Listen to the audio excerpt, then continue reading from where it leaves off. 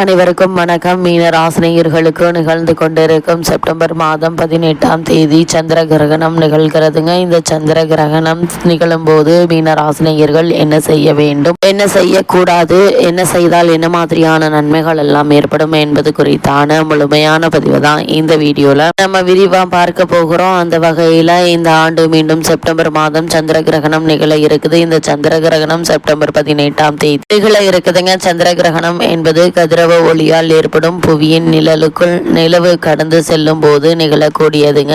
இந்த ஆண்டின் இரண்டாவது சந்திர கிரகணம் செப்டம்பர் 18ஆம் தேதி இந்திய நேரப்படி காலை 6:11 மணிக்கு நிகழ்கிறது. இந்த சந்திர கிரகணம் காலை 10:17 மணிக்கு முடிவடையுங்க. இந்த கிரகணத்தின் மொத்த கால அளவு 4 மணி 6 நிமிடங்களாக இருக்குங்க. இந்த சந்திர கிரகணம் இந்தியாவில் தெரியுமா? இந்த ஆண்டில் இரண்டாவது சந்திர கிரகணம் வட அமெரிக்கா, தென் அமெரிக்கா, ஐரோப்பா மற்றும் ஆப்பிரிக்கா உலகின் இரவு பகுதியிலிருந்து சிறப்பாக பார்க்கப்படும். இந்தியாவின் பெரும்பாலான பகுதிகளில் கிரகணம் தெரியாது. மேலும் ராஜஸ்தான், குஜராத், பஞ்சாப் போன்ற மாநிலங்கள் மற்றும் ஜம்மு அண்ட் காஷ்மீர், ஹரியானா, மகாராஷ்டிரா, கர்நாடகா போன்ற மாநிலங்கள் உட்பட நாட்டின் பிற பகுதிகளில் பெருமுரல் கட்ட மட்டுமே தெரியுங்க. அப்படி மீன ராசினியர்கள் இந்த சந்திர கிரகணம் நிகழக்கூடிய காலகட்டங்கள்ல இதெல்லாம் செய்யக்கூடாது என்று பார்க்கும்போது கிரகணத்தின் போது எதிர்மறை ஆற்றல் அதிகரிக்குங்க. எனவே இந்த நேரத்தில் பகவானை நினைத்து வழிபட வேண்டுங்க. கிரகணத்தின் போது பயணம் செய்வதை தவிர்க்க வேண்டும். கிரகணத்தின் போது உணவு சமைக்கவோ, காய்கறியை நறுக்குதல் மற்றும் முறித்தல் போன்ற வேலை செய்யவோ, உணவு உண்ணவோ கூடாது. குறிப்பாக கர்ப்பிணிகள் எச்சரிக்கையாக இருக்க வேண்டும். இந்த நேரத்தில் கத்தி, கத்தரிக்கோல் அல்லது கூர்மையான பொருட்களை பயன்படுத்தக்கூடாது. கிரகணத்தின் போது ஊசியில் நூல் கோர்ப்பது, தையல் வேலை பார்ப்பது போன்றவை கூடாது. கிரகணத்தின் போது என்னவெல்லாம் செய்ய வேண்டும் என்று பார்க்கும்போது, செய்ய வேண்டியவை என்ன என்று பார்க்கும்போது, உணவு மற்றும் தண்ணீரில் தர்பை அல்லது